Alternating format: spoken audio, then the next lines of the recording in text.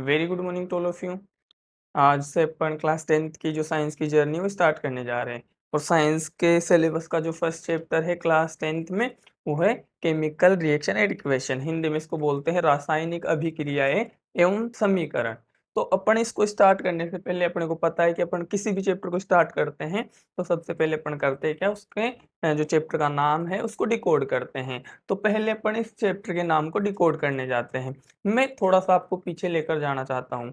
अपन ने छोटी क्लास में पढ़ा था मैटर क्या होता है। सर इन सब चीजों की कहाँ जरूरत पड़ रही है। मैं बात करता हूँ ये जो चैप्टर अपने पास ये है केमिस्ट्री का, और केमिस्ट्री का जो बेस होता है वो मैटर से स्टार्ट होता है। अपन जब भी केमिस्ट्री को पढ़ते हैं तो पहले अपने को मैटर समझना होता है। तो मैटर होता है कोई भी चीज, यानी कि अपन ने छोटी क्लास में पढ़ा था anything that is mass volume and occupied space, उसको अपन मैटर बोल सकते हैं।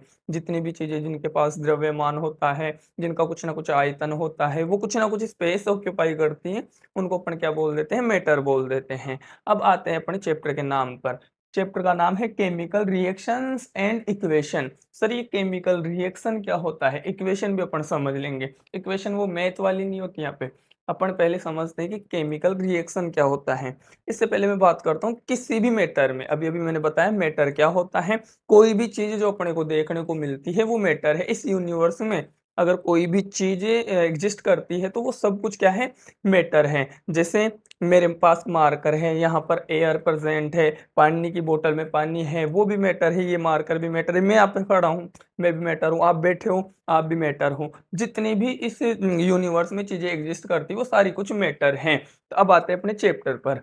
अब होता क्या है कि अपन डेली लाइफ में देखते हैं कुछ चेंजेस होते हैं अपने आसपास में। जैसे दूध से दही बन जाता है, अपनी एनसीईआरटी में मेंशन कर रखे इस बात को कि दूध से दही बन गया। जैसे आपके पास कोई आयरन का पीस पड़ा था, काफी टाइम से पड़ा था, उस पर रस्टिंग हो गई। रस्टिंग का मतलब उस पर जंग लग गया ना, जंग लग गया। आप धूप में निकलते हो, आपका कलर फाल्ट हो गया ना, आप ब्लैक ब्लैक हो गए, वो भी एक चेंज है।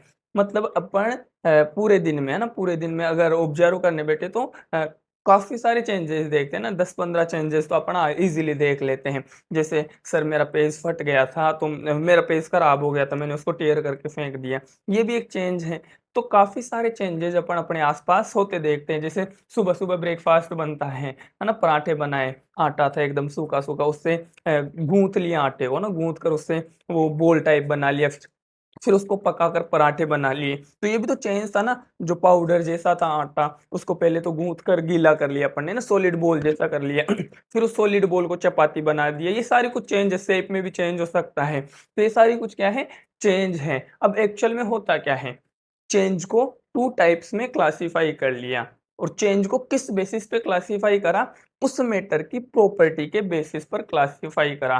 प्रॉपर्टी क्या होता है अब आते हैं अपन। कंफ्यूज मत होना, अपन जब चैप्टर स्टार्ट करेंगे तो मैं बता दूंगा कि यहाँ से अपना चैप्टर स्टार्ट हो रहा है।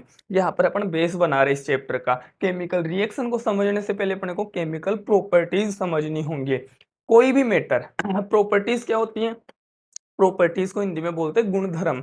गुणधर्म क्या होता है, जैसे अपन लाइव एग्जांपल अपनी खुद की ही बात कर लेते हैं, है ना, अपनी खुद की ही बात कर लेते हैं। जैसे किसी भी इंसान के गुणधर्म क्या हो सकते हैं, जैसे मेरी लेंथ है ना, मेरी हाइट क्या है ना, मेरी हाइट क्या है, मेरा कलर कैसा है, मेरे बालों का कलर कैसा है, ये सारे के सारे क्या है, ये मेरे कैरेक्टरिस्टिक हैं, है ना, ये क्या है, मेरे कैरेक्टरिस्टिक, इन्हीं को प्रॉपर्टीज बोल सकते हैं अपन। तो ऐसे ही किसी भी मैटर की प्रॉपर्टीज होती है। जैसे ये मार्कर है, इसकी प्रॉपर्टी क्या है, जैसे इसको मैं ये आपको कैसा दिखाई पड़ रहा है सर, ये एक सिलेंडर मतलब सिलेंडर का आकार इसका ना, सिलेंडर का मतलब ऐसे राउंड राउंड गोल गोल आकार इसका। जैसे मेरे हाथ का भी कुछ ना कुछ शेप है, इस बोर्ड का भी कुछ ना कुछ शेप है, ये इसका शेप भी क्या है, इसकी प्रॉपर्टी है। जैसे सर इसका कलर कैसा है, इसका कलर व्हाइट है, तो ये भी इसकी प्रॉपर्टी है। प्रॉपर्टी का मतलब ये कैसा दिखाई पड़ता है, इसके अंदर क्या क्या गुण है, उनको अपन प्रॉपर्टीज बोल सकते हैं। आपके अंदर क्या क्या गुण है ना, आपकी आवाज मीठी है, आपकी आवाज बेकार है, ये भी आपके गुणधर्म है ना, आपकी प्रॉपर्टीज हैं। ऐसे ही मैटर की भी प्रॉपर्टी होती है। और मोटे मोटे तौर पर अपन मैटर की प्रॉपर्टी को टू टाइप्स में क्लासिफाई कर लेते हैं। मैं यहाँ पर मेंशन कर देता हूँ।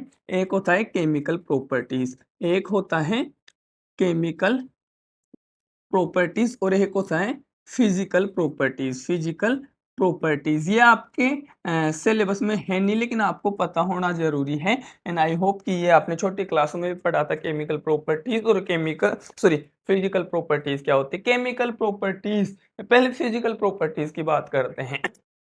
नाम से थोड़ा बहुत आपको ऐसा फील हो रहा होगा। फिजिकल का मतलब जैसे अपन बात करते हैं ना कि उसकी फिजिक अच्छी है। फिजिक का मतलब क्या होता है, वो बाहर से कैसा दिखाई पड़ता है, मतलब अपन उसको ऑब्जर्व करके बता पा रहे हैं ना कि किसी की हेल्थ अच्छी है तो आप बोल देते हो कि इसकी फिजिक अच्छी है। फिजिक का मतलब उसका फिजिकल कैरेक्टर अच्छा है, उसका फिजिकल प्रॉपर्टी अच्छी है ना। कोई बेचारा मेरे जैसे कमजोर है तो आप बोल दो कि उसकी फिजिक कम है ना, मतलब कि उसकी फिजिक कमजोर है। फिजिक का मतलब बाहर से देखकर आप चीजों को बता पाते हो, वो उसकी फिजिकल प्रॉपर्टी होती है। वो उसकी क्या होती है, फिजिकल प्रॉपर्टी होती है।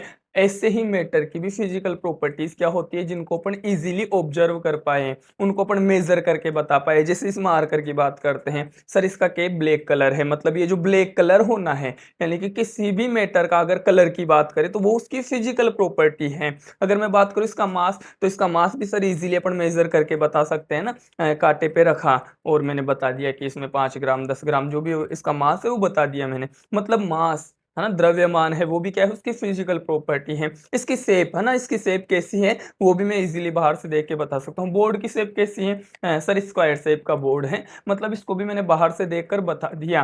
तो ऐसी प्रॉपर्टीज अपने को यहाँ पर केवल समझना है, एक्चुअल डेफिनेशन पे नहीं जाना, क्योंकि आपके चैप्टर में ये सारी चीजें हैं नहीं। तो केवल अपन समझेंगे ताकि अपन यहाँ से रिलेट कर सके चीजों को। तो फिजिकल प्रॉपर्टीज क्या होती है, वो प्रॉपर्टीज जिनको अपन इजीली ऑब्जर्व कर ले या इजीली अपन मेजर करके बता पाए, उन प्रॉपर्टीज को अपन फिजिकल प्रॉपर्टीज बोल देते हैं। याद करने का तरीका मैंने बता दिया।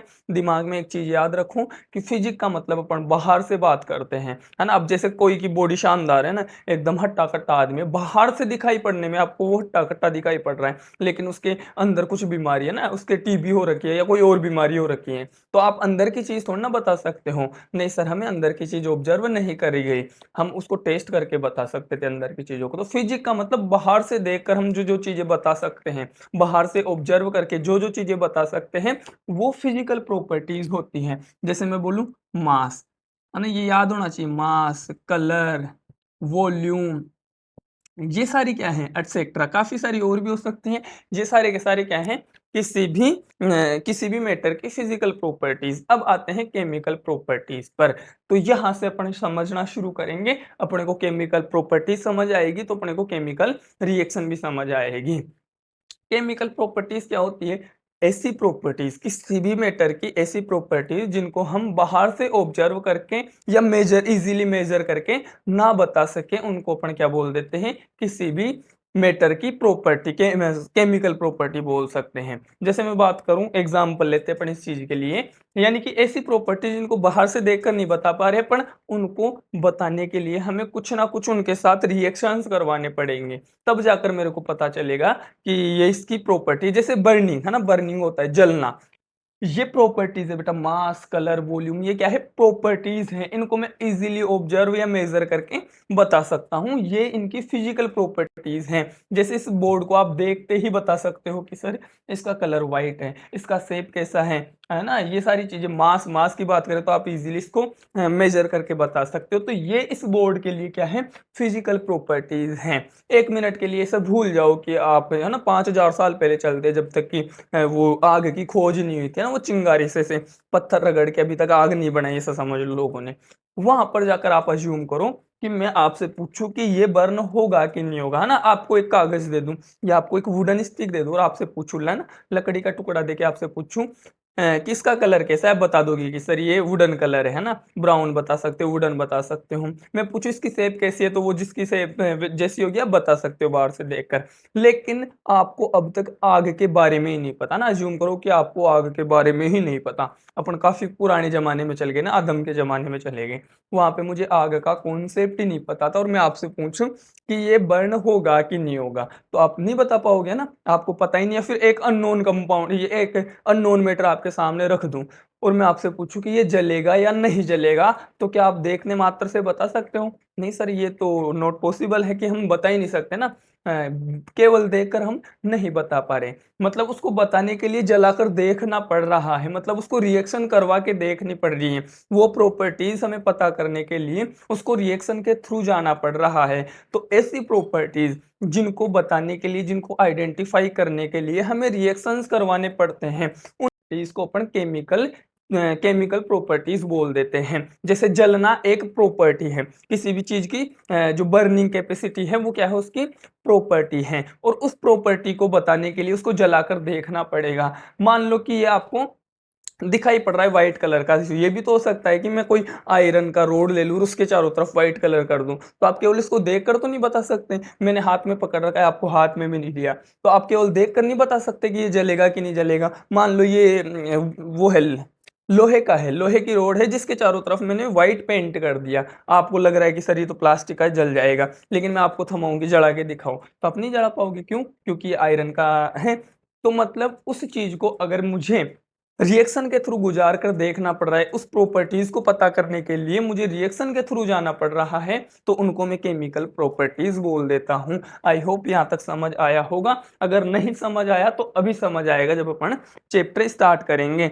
ये बातें आपको नोट्स में अगर आप चाहो तो मेंशन करी मिल जाएगी, वरना अपने नोट्स स्टार्ट होंगे केमिकल रिएक्शन क्या होती है वहां तक, वहां से। और नोट्स आपको टेलीग्राम के ग्रुप में मिल जाएंगे ना, टेलीग्राम का ग्रुप बना लेंगे अपन, उसमें नोट्स में डाल दूंगा, वहां से आप नोट्स ले लेना। आगे चलते हैं। फिजिकल प्रॉपर्टी और फिजिकल केमिकल प्रॉपर्टी आपको समझ आ गया। अब चेंजेस भी अगर प्रॉपर्टी दो टाइप की है तो चेंजेस भी दो टाइप के होंगे, एक फिजिकल चेंज होगा, एक केमिकल चेंज होगा, ऐसे ही समझ लेते बिना लिखे।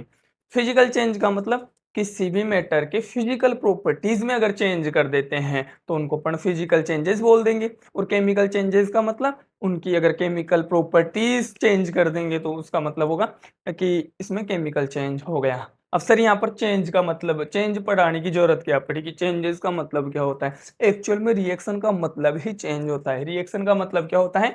चेंज होता है। मैं रिएक्शन को चेंज बोल सकता हूँ, रिएक्शन को क्या बोल सकता हूँ मैं? चेंज बोल सकता हूँ। मतलब अपन केमिकल रिएक्शन का मतलब क्या पढ़ेंगे? किसी भी मैटर के जो केमिकल प्रॉपर्टीज है उनमें चेंज कर देना। केमिकल प्रॉपर्टीज में चेंज कर देने को अपन क्या बोल देंगे? केमिकल रिएक्शंस बोल देंगे। तो फिजिकल चेंज क्या होते हैं? जैसे मैंने बोला इस मार्कर का कलर व्हाइट था, मैंने उसको ब्लैक कलर कर दिया। आप देखते होंगे ना, कोई टीचर व्हाइट कलर का मार्कर लेके आता है, किसी के पास से ब्लैक कलर का मार्कर होता है, किसी के पास रेड कलर वाला मार्कर होता है। मतलब इसके क्या कर रहा हूं मैं? इसके कलर चेंज कर रहा हूं। और कलर क्या होता है? इसका फिजिकल प्रॉपर्टी होती है। तो इसका कलर चेंज करा, उसको मैंने क्या बोल दिया? फिजिकल चेंज बोल दिया। उसको मैंने क्या बोल दिया? फिजिकल चेंज बोल दिया। अगर ये मार्कर था, ये प्लास्टिक था, मैंने इसको जला दिया तो ये जल चुका ना, ये बर्निंग हो चुकी। बर्निंग क्या है? केमिकल प्रॉपर्टी है। और केमिकल प्रॉपर्टी में चेंज कर दे, इट मीन्स ये केमिकल चेंज था। अब वापस से थोड़ा सा केमिकल चेंज और फिजिकल चेंज में थोड़ा सा डिफरेंशिएट कर लेते हैं ना। 7th क्लास में आपने पढ़ा होगा, 8 7 6 में भी चलते हैं केमिकल चेंजेस और फिजिकल चेंजेस। एक बड़ा सा चैप्टर था केवल इसी बात पर था। और फिर वो भी था कि उसमें आइडेंटिफाई करने होते थे कि कौन सा चेंज केमिकल चेंज होगा, कौन सा चेंज फिजिकल चेंज होगा। तो सर ये तो हमने छोटी क्लासों में पढ़ा था।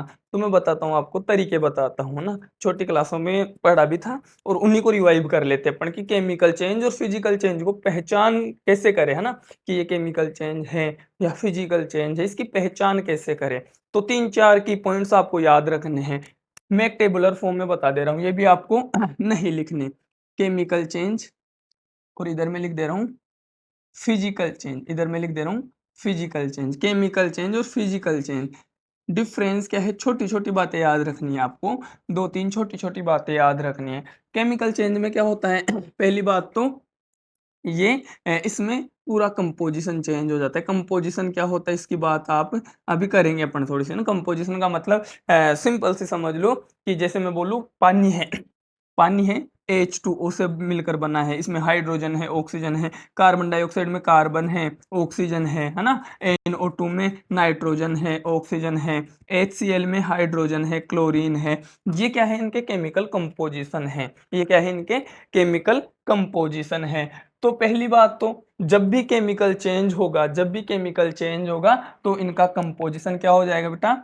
चेंज हो जाएगा, कंपोजिशन क्या हो जाएगा, चेंज हो जाएगा। अपन जब रिएक्शंस वगैरह करा के देखेंगे तब देखेंगे अपन, है ना, इधर मैंने H2O प्लस कुछ लिया था, उधर जाकर कुछ और बन गया, है ना, अपन कर करके देखेंगे, इधर आयरन प्लस कुछ लिया था, उधर जाकर कुछ और बन गया। तो इनके केमिकल कंपोजिशन अगर चेंज हो रहे हैं, इसका मतलब इसको केमिकल चेंज बोलूंगा। अच्छा, एक बात यहीं पर मेंशन कर लेते हैं, पर केमिकल चेंज को ही केमिकल रिएक्शन बोल देते हैं। केमिकल चेंज को ही क्या बोल देते हैं, केमिकल रिएक्शन बोल देते हैं।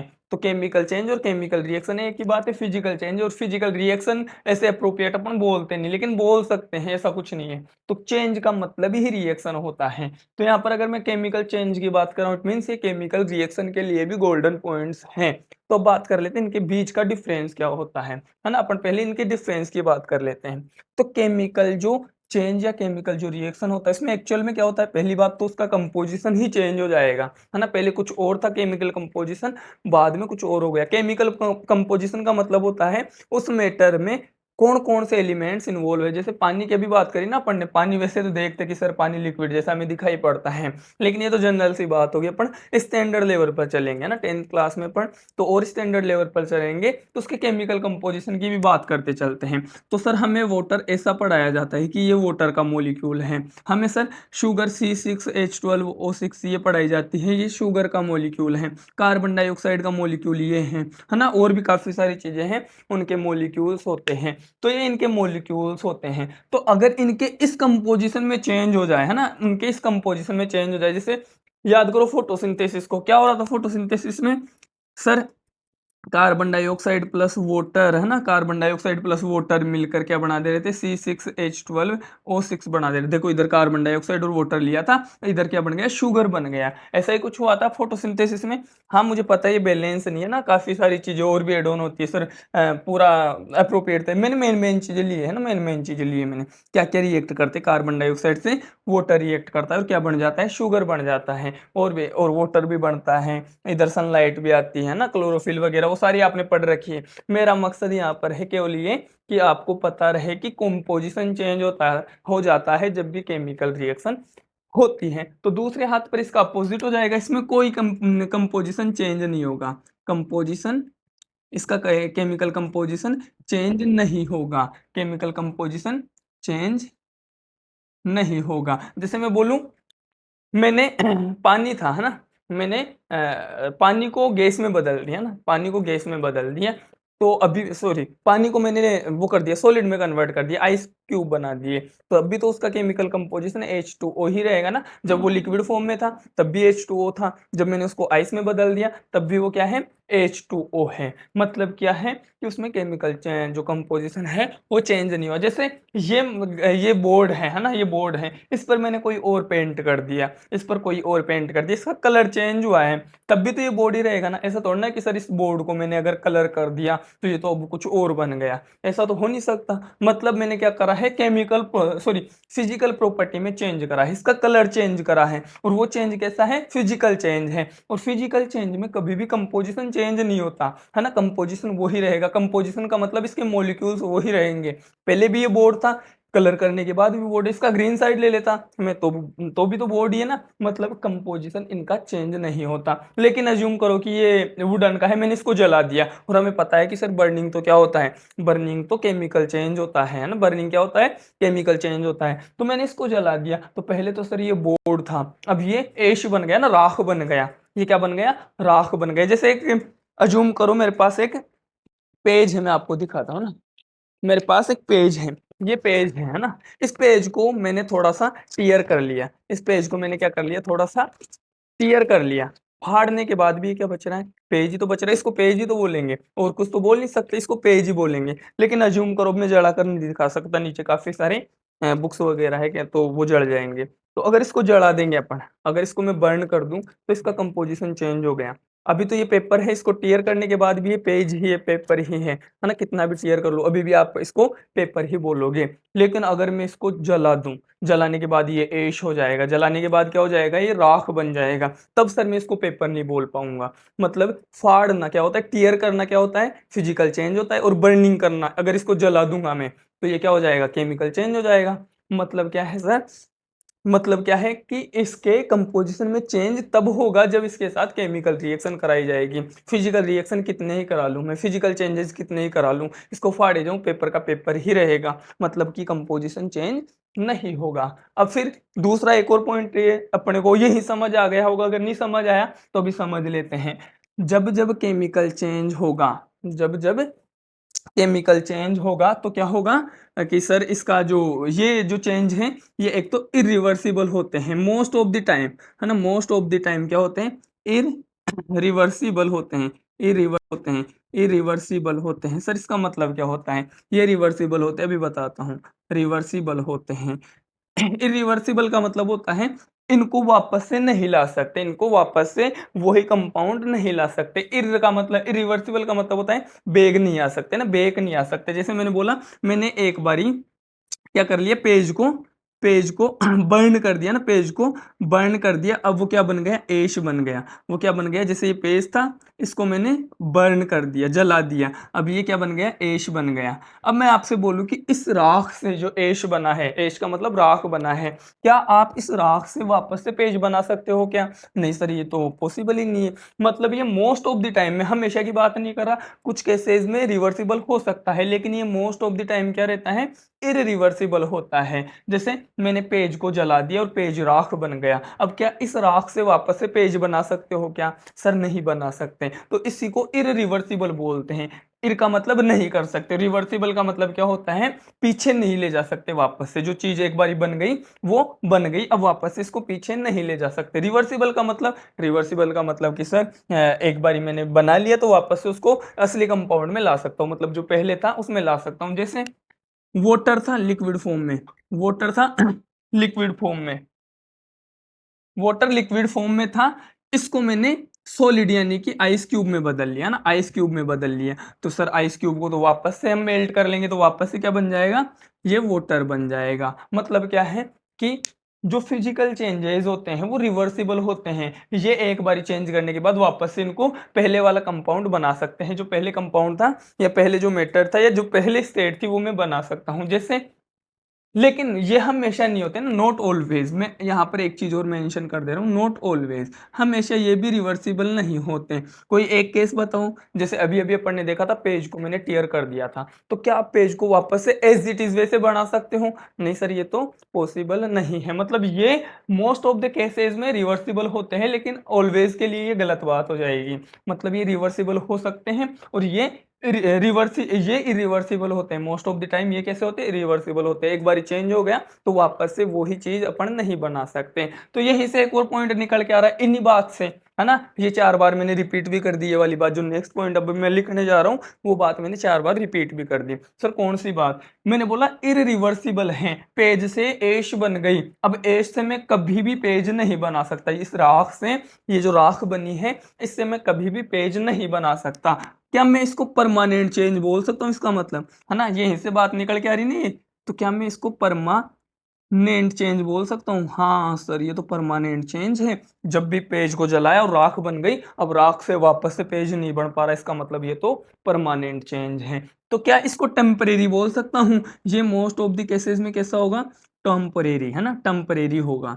मतलब कि सर एक बार चेंज हो गया तो वापस से मैं एज इट इज बना सकता हूँ ना, परमानेंट चेंज नहीं है। टेम्परेरी का मतलब अस्थायी बोल सकते हैं, और परमानेंट का मतलब स्थायी। जैसे मैंने वाटर से आइस बनाया, आइस से वो वापस से वाटर बना सकता हूँ, भले कितना ही खेले जाओ इससे कोई फर्क नहीं पड़ेगा। पानी को रेफ्रिजरेटर में रख दो, फ्रिज में रख दो, आइस बन जाएगा, वापस से निकालो पानी बना लो, पानी को आइस बना लो, आइस को पानी बना लो, इसे खेले जाओ, भले पूरे दिन खेले जाओ। मतलब ये एक टेम्परेरी चेंज होता है और ये एक परमानेंट चेंज होता है। ये 3-4 बातें आपको पता होनी चाहिए किसी भी रिएक्शन या किसी भी चेंज को आइडेंटिफाई करने के लिए कि ये फिजिकल चेंज होगा या केमिकल चेंज होगा। आई होप यहाँ तक आपको समझ आए होंगे, इससे ज़्यादा डिटेल में जाने की जरूरत भी नहीं है। ये की पॉइंट्स है आपके लिए, है ना, ये की पॉइंट्स है। अब आपको केवल केमिकल रिएक्शन पढ़नी है इस चैप्टर में। अपने को क्या पढ़ना है इस चैप्टर में? केवल और केवल केमिकल रिएक्शंस पढ़नी है। अच्छा, एक और एग्जांपल मेरे दिमाग में आ रहा है, आपके एनसीईआरटी में लिख रखा था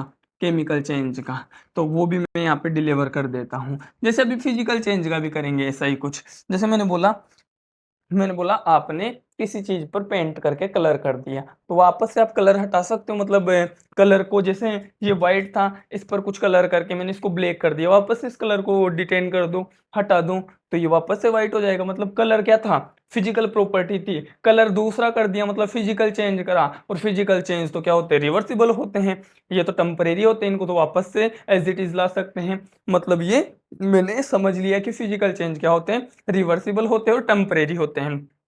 जैसे मैंने बोला केमिकल रिएक्शंस होते हैं या केमिकल चेंज होते हैं, वो इरिवर्सिबल होते हैं, परमानेंट होते हैं, मतलब वापस से रिवर्स में नहीं आते। रिवर्स का मतलब समझते हो ना, गाड़ी को रिवर्स गियर में लेते हैं, मतलब पीछे ले जाना। पीछे ले जाने का मतलब यहाँ पे है जो प्रोडक्ट बना है उससे वापस से जो रिएक्टेंट थे उनको बना लेना। यहाँ पे रिवर्सिबल से मतलब क्या है, जो प्रोडक्ट थे उनसे वापस से क्या बना लेने, उनसे वापस से आपको जो रिएक्टेंट है वो बना लेना है यहाँ पर रिवर्सिबल का। तो ये तो इरिवर्सिबल होते हैं, मतलब जो प्रोडक्ट बन चुका वो परमानेंटली बन चुका, ये परमानेंट चेंज होते हैं। जैसे एक एग्जांपल आपकी बुक में शुरू में मेंशन कर रखा है, दूध से दही का बनना ना, जिसको कर्डलिंग बोल सकते हो आप। दूध से दही बना, तो दूध था है ना, मिल्क था, मिल्क था, इससे आपने कर्ड बना लिया, इससे आपने दही बना लिया, कर्ड बना लिया। तो क्या आप इस दही से वापस से मिल्क बना सकते हो? नहीं सर, ये तो नेक्स्ट टू इम्पॉसिबल वाली बात हो गई। मतलब ये कैसा चेंज है, ये केमिकल चेंज है। बस आपके दिमाग में यही अपन इस चैप्टर में थ्रू आउट द चैप्टर क्या पढ़ेंगे, केमिकल चेंजेज ही पढ़ेंगे, केमिकल रिएक्शन ही पढ़ेंगे। लेकिन जस्ट फॉर नॉलेज कोई आपसे पूछ ले तो आपको कुछ नहीं करना, बस उनके प्रोडक्ट है ना, उनके प्रोडक्ट और उनके रिएक्टेंट आपके दिमाग में चलते रहने चाहिए, और दिमाग में चलना चाहिए कि क्या मैं प्रोडक्ट से वापस से रिएक्टेंट बना सकता हूं क्या। अगर आपके दिमाग में आया कि नहीं ये नेक्स्ट तो इम्पॉसिबल है, तो वो 101% कैसी रिएक्शन होगी, वो 101% आपकी केमिकल रिएक्शन या केमिकल चेंज होगा। आई होप यहाँ तक आपको समझ आया होगा। अब अपन अपने एक्चुअल चैप्टर पर चलते हैं और थोड़ा सा इंट्रो एक्चुअल चैप्टर का भी कर लेते हैं। तो यहाँ से अब अपना जो चैप्टर है वो शुरू होता है, जिसका नाम है chemical change and chemical reaction. और अभी sorry, chemical reaction and equation. और अभी अभी मैंने केमिकल चेंजेस पढ़े हैं, अभी अभी मैंने क्या पढ़े हैं, केमिकल केमिकल रिएक्शंस पढ़े हैं या केमिकल चेंजेज पढ़े, दोनों एक ही बात है। तो केमिकल रिएक्शन क्या होता है, किसी भी मैटर की जो केमिकल प्रॉपर्टीज होती हैं उनमें चेंज हो जाना। या फिर मैं आपकी बुकिश लैंग्वेज में बोलूँ, जो आपकी किताब में जो लैंग्वेज दे रखी है उसमें केमिकल जो रिएक्शन है उसका मतलब है दो प्रोडक्ट, दो या दो से ज्यादा, to or more than two, two or more than two, two or more than two compounds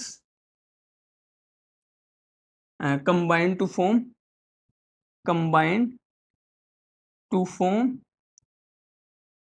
products, है ना, two or more than two compounds combine to form product.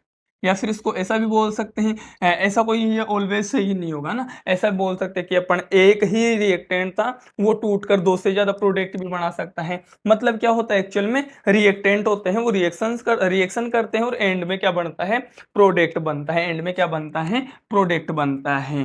तो जैसे ए प्लस बी, है ना, ए प्लस बी ये दोनों कोई ना कोई कंपाउंड है, जब ये रिएक्शन करे तो यहाँ पर सी बन गया, यहाँ पर सी प्लस डी बन गया, है ना, सी प्लस डी बन गया। ये टाइप्स ऑफ रिएक्शन पढ़ेंगे अपन जब पढ़ेंगे कि किस टाइप की रिएक्शन में क्या होता है, किस टाइप की रिएक्शन में क्या होता है। फिलहाल अपन सिंपल सा बना लेते हैं ना, जो सिंपल सी रिएक्शन होती है उसकी बात कर लेते हैं, है ना, सिंपल सी कॉम्बिनेशन रिएक्शन होती है, सिंपल वाली रिएक्शन की बात कर लेते हैं। दो या दो से ज्यादा अपना जो रिएक्टेंट है वो एक साथ आते हैं और कोई एक प्रोडक्ट बना लेते हैं, इसी को अपन क्या बोल देते हैं, केमिकल रिएक्शन बोल देते हैं। इसी को अपन क्या बोल देते हैं, केमिकल रिएक्शन बोल देते हैं। मुझे लगता है कि ड्यूरेशन आपके लेक्चर की ज़्यादा हो जाएगी, इसलिए अपन इसको यहीं पे स्टॉप करते हैं। इसको यहाँ से यानी कि केमिकल रिएक्शन जहाँ से अपन चैप्टर का शुरुआत करेंगे वो नेक्स्ट लेक्चर में करेंगे, और मैं ट्राई करूँगा, संडे है तो शाम को आपको इसका सेकंड पार्ट में मिल जाए, मतलब चैप्टर में एंटर कर जाए अपन। आज अपन ने कुछ नहीं करा, चैप्टर को हाथ भी नहीं लगाया, आज अपन ने चैप्टर शुरू भी नहीं करा। आज अपन ने क्या समझा है, केवल केमिकल प्रॉपर्टीज और फिजिकल प्रॉपर्टीज, और थोड़ा बहुत इंट्रो करा है अपन ने कि केमिकल रिएक्शंस क्या होते हैं, ताकि आपको चैप्टर पढ़ने में आसानी हो। यहाँ से भी शुरू कर सकते थे अपन, लेकिन थोड़ा-सा वो अपने को क्या बनाना था, एक होता है ना कि एक फाउंडेशन बनाना होता है कि सर एक बेस बना लो, ताकि हम लुढ़के ना, नीचे ना जाएँ। तो अपन ने एक बेस बना लिया है इस चैप्टर का, अब अपन ईज़िली और जल्दी-जल्दी इस चैप्टर को खत्म कर लेंगे। चैप्टर में ज़्यादा कुछ है नहीं, मैं थोड़ा-सा यहाँ पर ब्रीफ में बता दे रहा हूँ आपको इस चैप्टर में क्या पढ़ना है। पहले केमिकल रिएक्शन की डेफिनिशन पढ़नी है। केमिकल रिएक्शन की डेफिनेशन पढ़ने के बाद केमिकल इक्वेशन क्या होता है उसकी बात कर लेंगे अपन, है ना? केमिकल इक्वेशन क्या होता है उसकी बात कर लेंगे। केमिकल इक्वेशन का मतलब होता है जो भी चीज़ें होती हैं उनको सिंबॉलिक रिप्रेजेंट कर देना। जितने भी मैटर इन्वॉल्व होते हैं, जितनी भी चीज़ें इन्वॉल्व होती है रिएक्शन में, उनको सिंबॉलिक रिप्रेजेंटेशन को अपन क्या बोल देते हैं? केमिकल इक्वेशन बोल देते हैं। फिर केमिकल इक्वेशन के बाद में अपन करेंगे बैलेंसिंग, जो सबसे मोस्ट इंपॉर्टेंट इस चैप्टर का सबसे इंपॉर्टेंट पार्ट है। किसी भी रिएक्शन को बैलेंस कैसे करें, और मैं आपको गारंटी दे रहा हूँ आपको इतना अच्छा समझ आएगा, यहाँ से आपका क्वेश्चन गलत नहीं जाएगा। तो जो मोस्ट इंपोर्टेंट पार्ट है इस पूरे चैप्टर का, अगर मैं निचोड़ निकाल दूं, तो वहां से तो क्वेश्चन बोर्ड में आएगा ही आएगा। और किस तरीके के क्वेश्चन आते हैं वो भी मैं बता दूंगा, पिछले पीवाईक्यूज दिखाकर बता दूंगा आपको कि पिछले जो एग्जाम्स हुए बोर्ड के आपके, वहां पर कैसे क्वेश्चंस आए थे। पीवाईक्यूज का एक बड़ा सा बंडल आपको भेज दिया जाएगा ना टेलीग्राम में, तो वहां पे देख लेना किस तरीके के क्वेश्चन आते हैं। एक क्वेश्चन केमिकल रिएक्शन को बैलेंस करने का तो आता ही आता है हर साल, जो अपन नेक्स्ट क्लास में सीखेंगे और बढ़िया से सीखेंगे। फिर उसके बाद आता है केमिकल रिएक्शन को बैलेंस करने के बाद टाइप्स ऑफ केमिकल रिएक्शन आते हैं। बीच में एक छोटा सा टॉपिक बचता है, ये उसको केमिकल रिएक्शन के प्रॉपर्टीज, केमिकल रिएक्शन के प्रॉपर्टीज। तो मैं एक बढ़िया से ट्रिक बता दूंगा उसके लिए, अभी बता देता हूँ ना। चैट जीपीटी समझते हो ना, चैट जीपीटी अभी नया एआई आ रखा है, तो आप याद रखो चैट जीपीटी से, है ना? चैट जीपीटी से सारे काम किससे हो जा रहे हैं अपने? चैट जीपीटी से हो जा रहे हैं। चैट का सी का मतलब कलर, सी का मतलब कलर, है ना? जी का मतलब gas evolution, gas evolution, evolution sir ये क्या लिख दिया, समझा दूंगा मैं ना, समझा दूंगा। P for precipitate, precipitate. T four यहाँ पर टेम्परेचर ले सकते हैं अपन, टी फोर टेम्परेचर ले सकते हैं, टी फोर टेम्परेचर ले सकते हैं। ये अपन नेक्स्ट क्लास में समझा दूंगा कि मैंने क्या लिखा है। एक्चुअल में ये है कि केमिकल रिएक्शन में क्या क्या चीजें हो सकती हैं, है ना? क्या क्या चीजें हो सकती है। कलर चेंज हो सकता है, गैस इवोल्व हो सकती है, हमेशा नहीं होंगे, लेकिन ये चीजें किसी भी केमिकल रिएक्शन में पॉसिबल हैं, मतलब ये चीजें हो सकती हैं।